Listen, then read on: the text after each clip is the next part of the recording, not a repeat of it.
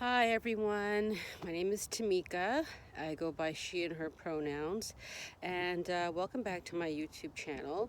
You might see in the distance here that the sun is getting ready to set behind me, so it's the time of day where you're winding down from whatever your day was, and hopefully you can get out and enjoy a brisk walk like I am here with my little buddy.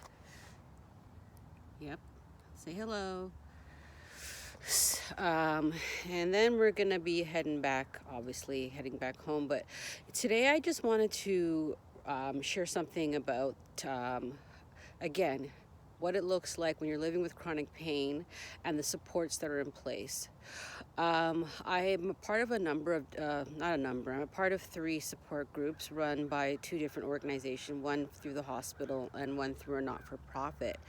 And the thing is, I'm usually one of the few Black people, if not the only Black woman, who is a part of the group, and often one of the few racialized people in the groups as well. And part of it is geography of where I reside.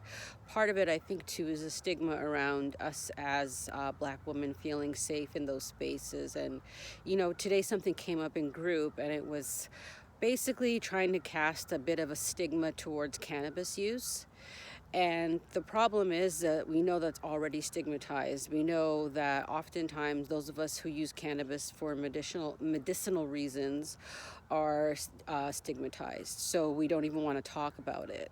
Not only that, we know that with the decriminalization of cannabis, the people who were most negatively impacted all of these years during Prohibition were racialized communities, in particular Black communities and young Black men, that the police were able to just use that as an inward road to constantly surveil and over-police a lot of these communities. And so I had to push back on that, and I had to speak up and say something. And it was, lukewarm reception, kind of what I expected. A lot of people don't know how to respond in those types of circumstances because it's not affecting their community, so they don't realize how their words can be misleading and or damaging.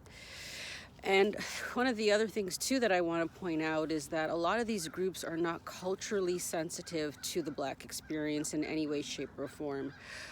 And that's a shame, because those are the most accessible groups out there, but yet they're missing a big piece on what we as Black people, as Black women. Levi, sit.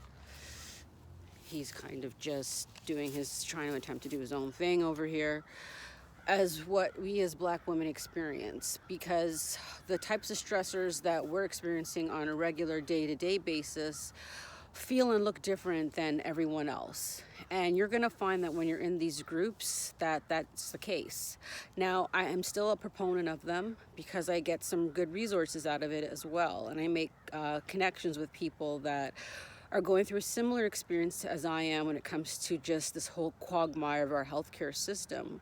But that doesn't make it okay when it comes to those points of anti-Black racism, and I'm always going to be there to speak up and point them out. So when you are a part of these groups and you're thinking or you're considering it, don't let that be a discouragement to you. Go in with the best and the highest of expectations, but just realize that you might have to end up doing some education, or you might have to simply just push back on certain statements that are made that can be clearly taken in a context that can be harmful to you as a Black person, and to you given your experience as a Black person in this society, because obviously they don't know.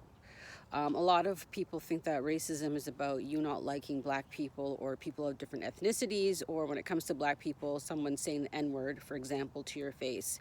If only that was the case. It's insidious, it's covert, it's the invisible barriers, and I could go on and on and on. And it is also in the healthcare system, the healthcare bias. It's also in the psychosocial support groups that are there to help you with your recovery and your healing as well. So if you don't point it out, they won't notice it.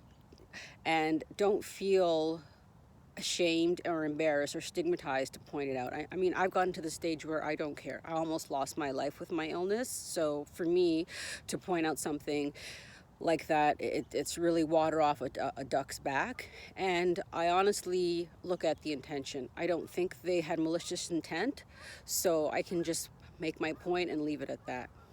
So that's what I wanted to share with all of you today. I hope that you're having a blessed day. Remember to listen to Black women.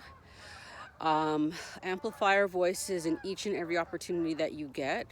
Remember to tell our stories. Listen to Black women. Thanks, everyone. Have a great day. Bye.